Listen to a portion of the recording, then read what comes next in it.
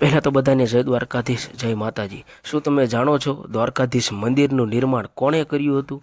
ઘણા લોકોને તેનો સાચો જવાબ ખબર નથી।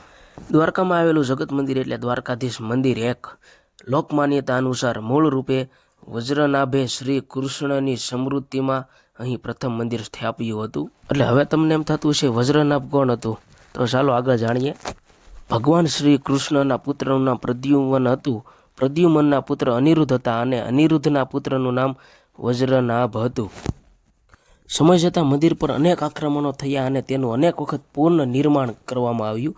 આજે આપણે જે ભવ્ય દ્વારકાધીશ મંદિર જોઈએ છીએ તે સદીઓ દરમિયાન વિકસેલું સ્વરૂપ છે। એટલે મંદિરનો ઇતિહાસ ખૂબ જ રસપ્રદ છે અને તેના વિશે અલગ અલગ માન્યતાઓ પણ જોવા મળે છે। અને દ્વારકાધીશ વિશે જેટલું કહીએ એટલું ઓછું છે। આવા મંદિરોના રહસ્ય અને ઇતિહાસો અને ફરવાલાયક જગ્યા જોવા માટે ચેનલને અત્યારે સબસ્ક્રાઇબ કરી વાળો। જય દ્વારકાધીશ, જય માતાજી।